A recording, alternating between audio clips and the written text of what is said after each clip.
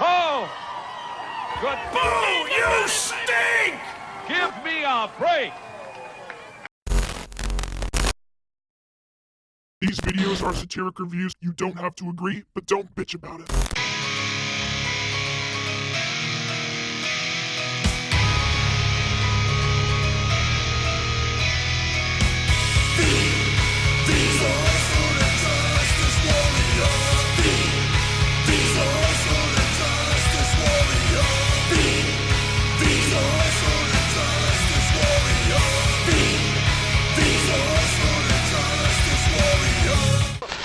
I hate this channel. Hey there, I'm Social Injustice Warrior V Infuso, and much like Hulk Hogan, the topic of this video, let's pick things back up exactly where they left off. Hulk Hogan left the WWF in the summer of 1993 to focus solely on his movie career, namely Thunder in Paradise.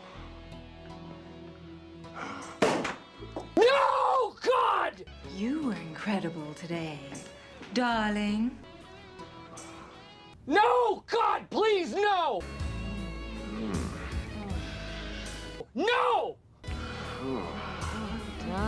No! No! But not before Mr. Nanny asked for more money, along with more control over his character and a lighter schedule. He was offered all this and more in 1994 when he was courted to rival promotion WCW. And this was monumental. Hulk Hogan wasn't just a WWF guy, he was the man that embodied the WWF. Even when he wasn't associated with the company for long intervals, was always their guy. He was by all means the face of the WWF. And now he'd been bought by the competition. The modern day equivalent would be if John Cena suddenly signed with AEW. Or even worse, when the Verizon guy went to Sprint. No one's loyal, man. No one's loyal. He even brought Jimmy Hart along with him for the ride, both on Thunder in Paradise and WCW. And whatever you want to say about Hogan, most of it's probably true, but you gotta admit, he did a hell of a good job helping out his friends. Even if that came at the expense of the business, which it usually did. Oh yeah, and before all this, he wrestled the Great Muta in NJPW, where he famously referred to the WWF Championship as a toy. 5 times World Wrestling Federation champion. This belt is just a toy. It's like a trinket on a Christmas tree, like an ornament. The belt that I want is the one that the Great Muta has. Way to go, Hulk. Way to...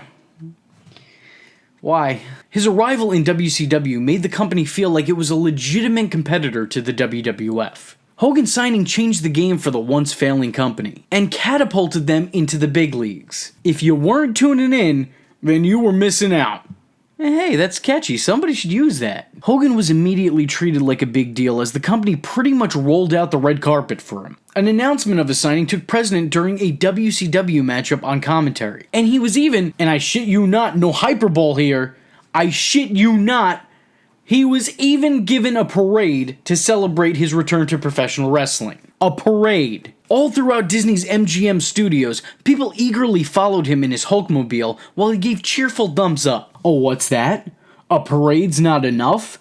Well, what else could we do to make Hogan feel at home? Oh, I know! We'll have him dethrone the _1 company guy, Ric Flair, and become world champion in his debut match. Of course, I'm sure that will get him over with an audience who have been groomed to be anti-WWF from the start. While his entrance to the company put all eyes on their brand and opened up the floodgates for many others to become WCW fans at the time, not all their crowds took a liking to the Hulkster. And this is for a variety of reasons. For one, he wrestled a style that not many enjoyed in WCW, and he was a very character-driven wrestler, a somewhat cartoony character at that. WCW fans wanted to see guys who'd put on a good show, whereas Hogan had always pretty much just been Superman. I mean, there really wasn't that much competition. He'd step in the ring and immediately you knew that his opponents were done for. His matches were formulaic, and these audiences took notice to that. In their eyes, Hogan being praised as a WCW hero was complete Betrayal!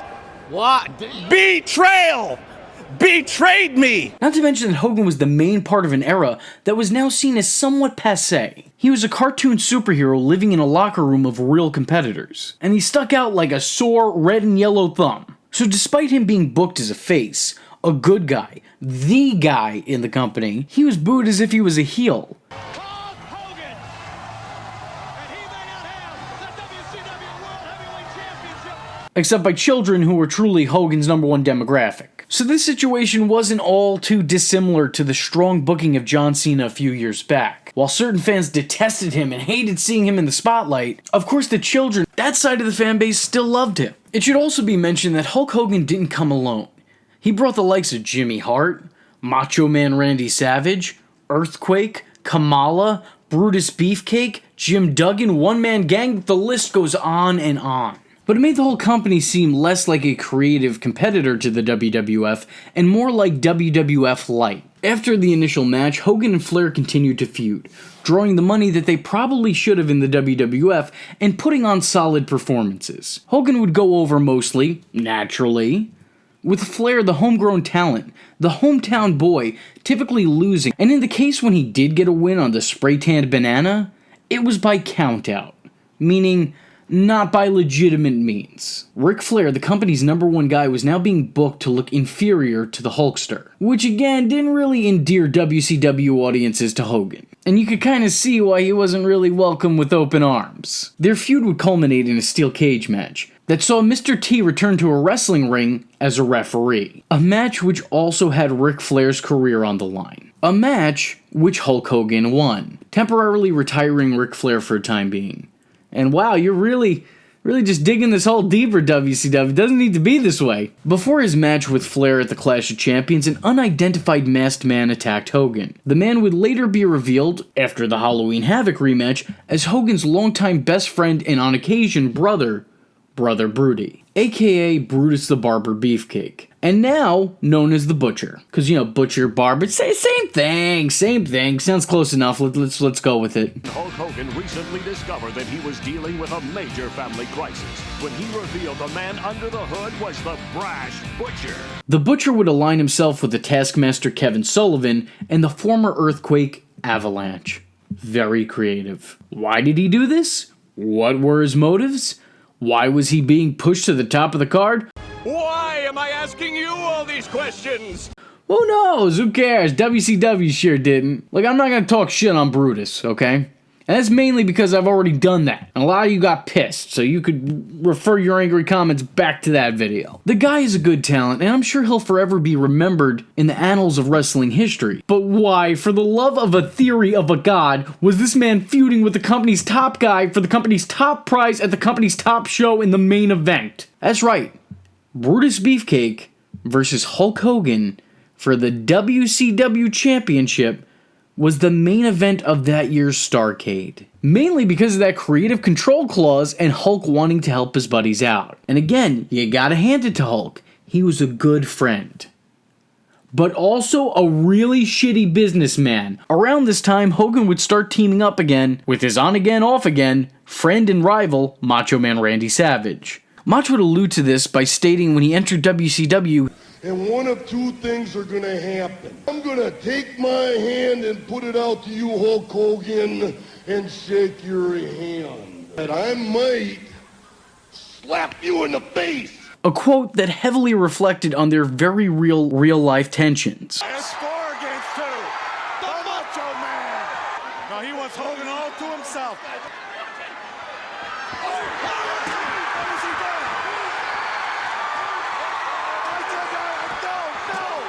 There's a man that came in the ring and saved you. There they go. The Macho Man and the Hulkster shake hands. Though they were no longer referred to as the Mega Powers for legal copyright reasons, and while their team was nameless, unless you count Hulk Hogan and friends, but I mean, I personally wouldn't, they were often referred to as a Mega Force. Oh, you guys at WC, you guys did it again. You just narrowly avoided that those reasons to get sued. You guys are characters. You're characters. You're something. Hogan's alliance with the Macho Man Randy Savage would go for a full nostalgia pop when they were joined by Savage's ex-wife and the Mega Powers' former manager, Miss Elizabeth. 3 weeks later. Dad, what's Liz doing here? She's handing her what? Shoe to Ric Flair. She handed her shoe to Flair. He's got Liz's shoe. I can't believe it. After his feud with the soon-to-be Booty Man, that is a name that they would wind up calling him, they decided to put Hogan against another one of the company's top stars, Big Van Vader. And no, I gotta stop here. it just hurts too much to say. I can't do this. Oh, God. Vader was jobbed out on a consistent basis to the Hulkster, taking all the credibility, the star power, and the mean streak he'd built up with the company and completely decimating it, as he wound up on the losing side of their encounters time and time again. Oh yeah, and Ric Flair was a part of this feud too, because of course he was. As you can imagine, the defeat of Vader, another top guy in the company, again, didn't really warm crowds to Hogan. You'd be hard-pressed to find somebody in the crowd over the age of 8 wearing a red and yellow bandana. Vader didn't last much longer in the company following this feud. During his feud with Vader and an already allegedly retired Ric Flair, Hogan and manager Jimmy Hart would start hyping an Ultimate Surprise. The indication clearly being that Hogan was bringing the Ultimate Warrior to WCW. However, this was not the case, as Hogan brought in the Renegade. Oh, what's that? You don't know the Renegade? Well, guess what? Neither did anybody else. The Renegade was just a very obvious knockoff gimmick aping the Ultimate Warrior's persona. They were aligned briefly with Jimmy Hart managing WCW's new top talent. And I am using those words very liberally. Hogan's Superman act was about to become that much more Saturday morning cartoony when he allegedly used his creative control clause to create, or at the very least inspire, the concept of the Dungeon of Doom. The Taskmaster would become his arch nemesis, teaming back up with the former Avalanche, who would now be known as the Shark, hell of a downgrade, and the former Butcher, who would now be known as the Zodiac. I don't even know what that's supposed to... They're already an endangered species. You don't need to credit them anymore. Also, he goes around calling himself the Zodiac. What kind of bullshit is that? That man looks nothing like Ted Cruz. Now, I want you to remember that Hogan is 6 foot something and a big dude. And meanwhile, I'm pretty sure that I'm taller than Kevin Sullivan. So, how is he going to be threatening? Well, it's going to be him and like 18 other people. So it's fine, I guess. They'd become known as the Dungeon of Doom, which sounds like a group of He-Man villains aligning together, or enemies of the old-school Super Friends. The group's primary goal was to end Hulkamania. Hell, they'd even form an alliance with the Four Horsemen later on that was called the Alliance to End Hulkamania. That's camptastic. You know, most wrestling stables either want to win all of the company's titles or take over the show, but you guys just want to rid the world of one guy. One guy. There's a bunch of you. I hate to keep making comparisons between Hogan and Cena, but here's another one. This is like when Cena took on the Nexus, but on steroids, because this had twice as many people. So imagine that many people looking that dumb because they're not able to defeat one singular person. One! It doesn't add to the credibility of Hulk, it just completely discredits anybody who goes up against him. Hogan doesn't look better, they all just look much, much worse by comparison. And if the Dungeon of Doom name sounds stupid, it's because it was meant to reflect the gimmick, which was stupid. And if you don't want to say stupid, at the very least you can admit it was hokey. The group's numbers would increase with the likes of Kamala, Meng, Vader, and a newly debuting Giant who would join their ranks. The Giant, who in present day is best known as The Big Show, or the New Year's Baby if you're a fan of OSW, would debut with a fierce vendetta against Hogan as he was allegedly the son of Andre the Giant, and he wanted revenge on the Hulkster in order to honor his father. What? Why? He didn't kill your dad. This isn't an Indigo Montoya situation. He defeated him. My name is Inigo Montoya. You killed my father. Prepare to die. He defeated him. Weren't they friends after that? Am I misremembering this? And this story was kind of crappy, as Big Show is not only not Andre the Giant's son, but he also has no relation to, nor has he ever known the guy. Andre was also not associated with WCW in any capacity. He was a WWF guy, so this was really kind of a dumb move, as the company didn't usually mention Andre by name, but instead tried to tiptoe through the story lightly referencing the identity of the Giant's father. And also, this brought up a huge misconception that wrestling fans for years tried to tell me, oh, did you know that Big Show's actually Andre the Giant's son? And I would say, no, he's not. And they'd be like, yeah, he is. You need to get facts straight. You don't know what you're talking about. Years! This was also a clear indicator that the company had no real ideas for Hogan after he debuted. other than to just try to desperately recreate the past in a clear failing effort. Yes, no! My son! The real white-fingered tiger! I give to you a warrior that knows neither pain or pleasure. The bait has been set. Hurry! Hurry, my son! My father, I smell his presence also. Taskmaster! Taskmaster! The path you've laid is perfectly clear. Hulk Hogan, everything was happy. In the red and yellow. But now... Oh, thank you, Father. Thank you. You've given me the one that has betrayed darkness, that has betrayed light. I feel him! Etched in stone, only Hulkamania will live forever, Taskmaster.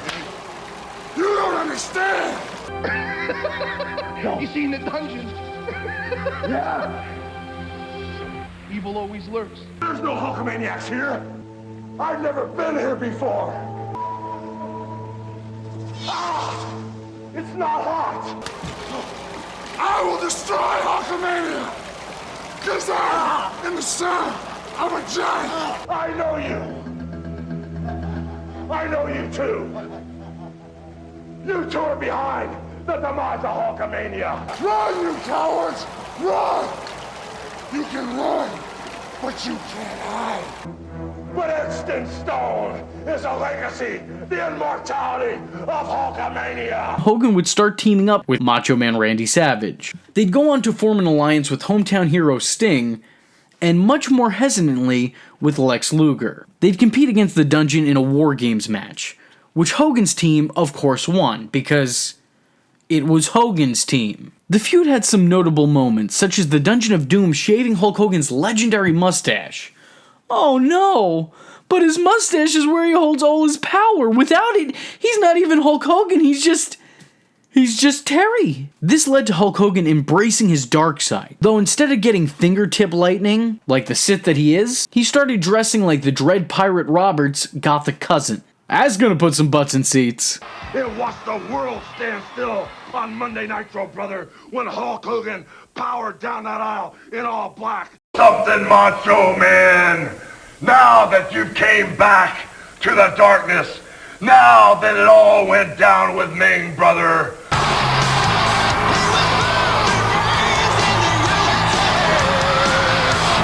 The darkness in the Dungeon of Doom shakes in fear just because Hulk Hogan is walking around ready for business, man. Now I'm the bad guy, brothers. I'm here to protect the training, the prayers, and the vitamins, man. A lot of the questions, a lot of the mystery about the Dungeon of Doom, about who's friend and who's foe, will be answered. Obviously, this crowd reacting to the man who on this particular evening is dressed totally in black. Each and every creature that breathes the doom is afraid of Hulkamania. Because everything Kevin Sullivan has told you about the evil in Hulk Hogan is true, brothers. There's a dark side of Hulk Hogan. Starting this Monday night on Nitro, Macho Man. But what I want to know, Hogan, is where were you, Sting? You can hear the response of this crowd, obviously, to your attire. This is not usual attire for you. Because the training, the prayers, and the vitamins are immortal. They'll live forever. A side I've been hiding out. A down card, so we may say. And now I'm gonna play it, brother. Where were you? Did you make the bad decision? Where are you coming from, Sting? I'm gonna tell you something, Mean Gene. Keep your mouth shut for a minute. And you, Jimmy Hart, my best friend and confidant, I don't want to hear a word out of you, brother. And now my brother of the road, the Macho Man, is on a mission. He's gonna bring us the head of Ming. The immortality, the belief of the new generation of the training, the prayers, and the vitamins could be left in the giant's hands. And now that I'm wielding the power, now that Hulk Hogan is stepping out of the darkness, I'm here to toe it all black, brother, because the games are over, dude. The first man on the destruction hit list of Hulkamania. That's why when Kevin Sullivan defaced Hulk Hogan, he might as well have slapped all the little teeny holsters. And the training, and the prayers, and the vitamins are on the line. I will take the dagger, and I will make Sting our first victim. I took Andre the Giant in the Pontiac Silverdome. If his son, that no-good stinky giant, and as he walks into the light of Nitro, may the maniacs be with him. It makes me so mad. It brings the evil to a boiling point. And by hook or by crook, I will be in your corner, yeah! When Hulkamania was running wild, the promoter's ego got bigger than the wrestling business. I feel a strange presence after what went down with Sting and Luger. I feel like all the little hostess that are already gone from MD, from cystic fibrosis. I feel like taking all those diseases at one time. Hulk Hogan is on a mission, brother. The training, the prayers, the vitamins are on the line. As we speak, that promoter is dying and choking on his own ego. Brother, I don't know if Sting is in the dark side or the light side of Hulkamania. The black gloves, brother, the black bandana, are all part of what's going to be going down that day. And of course there was the so bad, it's still bad, battle between monster trucks. Because I mean, what better way to present a wrestler than as a monster truck driver? I mean, it kind of writes itself, you know, you can see how those two things go hand in hand. I mean, hell, the WWF would make Bob Holly Sparky Plug a NASCAR driver, and I think we all remember how much success he found in that gimmick. And by far the greatest part of this whole feud was the way that scenario ended, with Hulk Hogan murdering the Giant.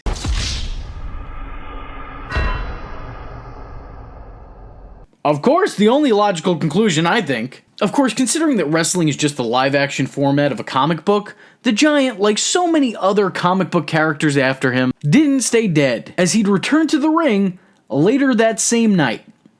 And not only did he fall off the building entirely unscathed, but he also did so with little to no explanation. The two would compete for the world title, and the Giant surprisingly would win that encounter and gain his first world championship from a disqualification, because Hulk Hogan couldn't bear the thought of putting someone else over clean.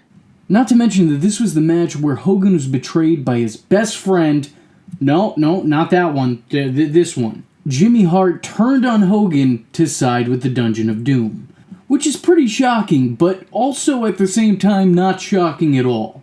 On one hand, Jimmy Hart leaving Hulk Hogan's side, the guy who's a star, the guy who's definitely going to help your bank account out, and joined the Dungeon of Doom, which never drew a dime. That's a pretty shocking business decision there, Jimbo. I don't know if you thought this one through. But on the other hand, Jimmy Hart managed heels for the vast majority of his career. I mean, having a manager is pretty heelish for the most part, so you know, I guess it makes sense in that right. But again, Jimmy, you're losing money on this one, and I don't think you're gaining anything.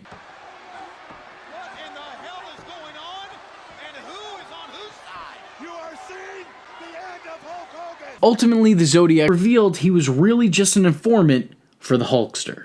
Which makes me think, how far back does that go? Was the feud at Starrcade a bunch of bullshit? Were they working the crowd with fake heat? Were they pretending to beat each other up so they can collect information on Kevin Sullivan? Or did Hogan help him come to grips with reality when he caught amnesia? Because that was also a thing that happened. The answer is, I don't know! Hogan would again show his selfishness by booking the change to the World War III match during said match. The World War III match was pretty much a Royal Rumble, but times two. And he, instead of being thrown out by an entire stable, decided that simply allowing a large group of wrestlers, one of which being a giant, to toss him over the top rope, well, that could damage his reputation.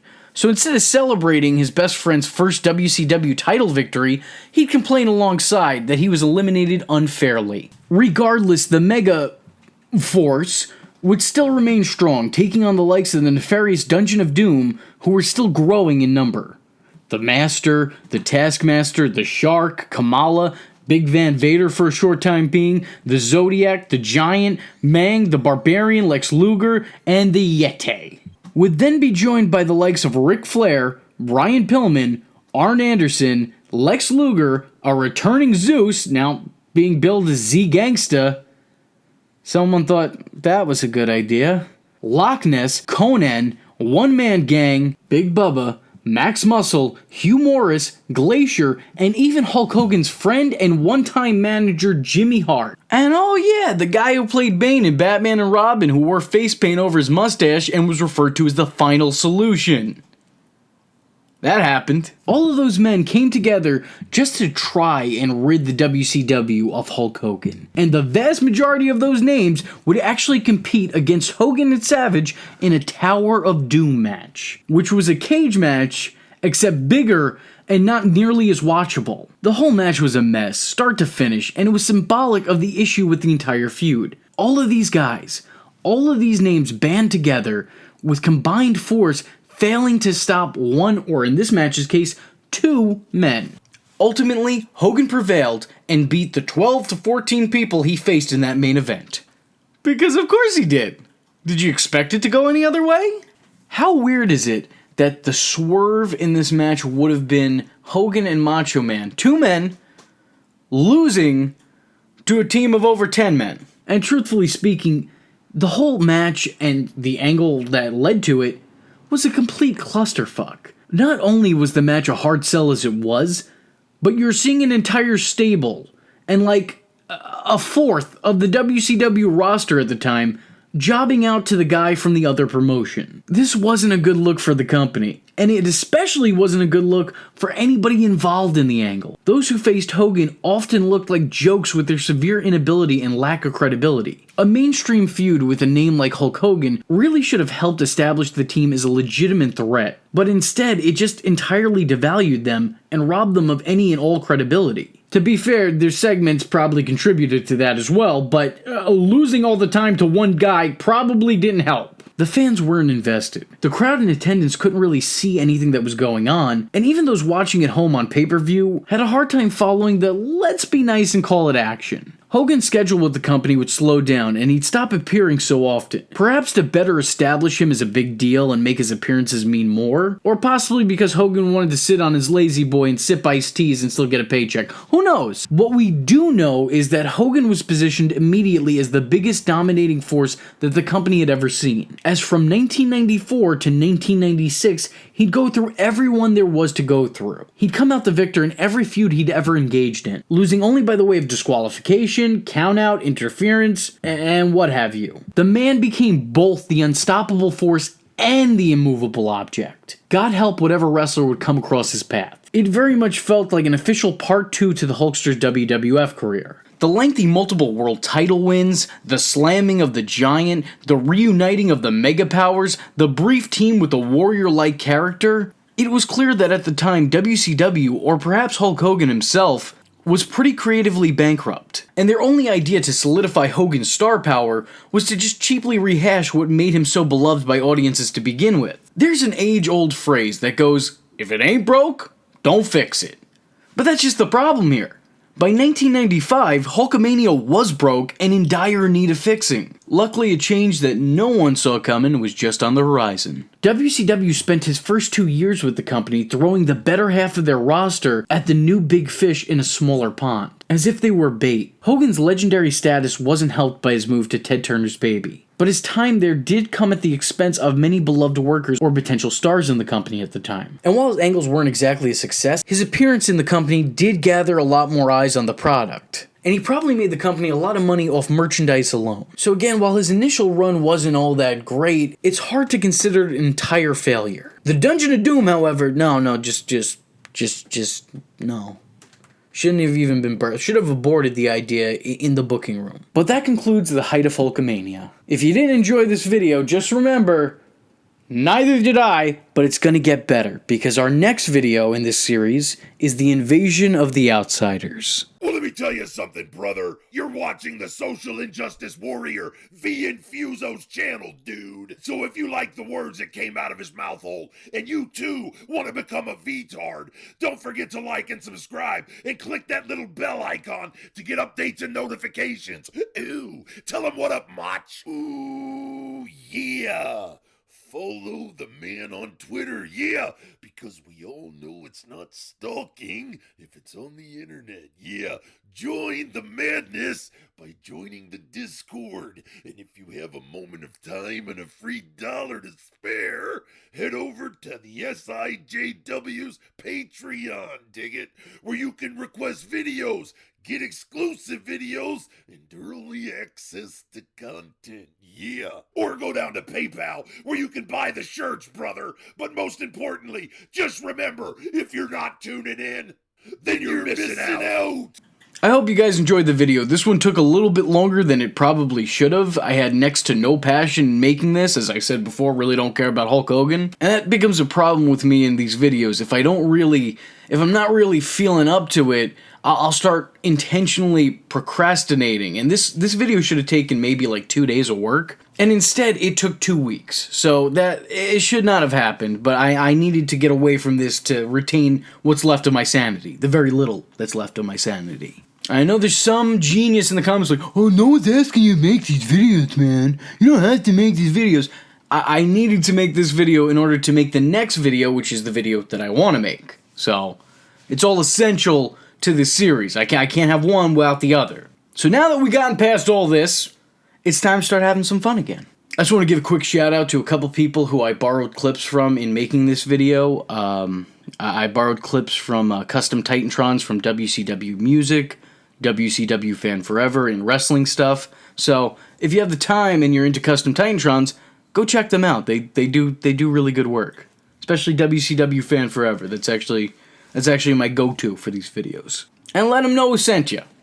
It would be me. It would be me. Not that they're gonna know who I am. No one knows who I am. It's probably better off that way.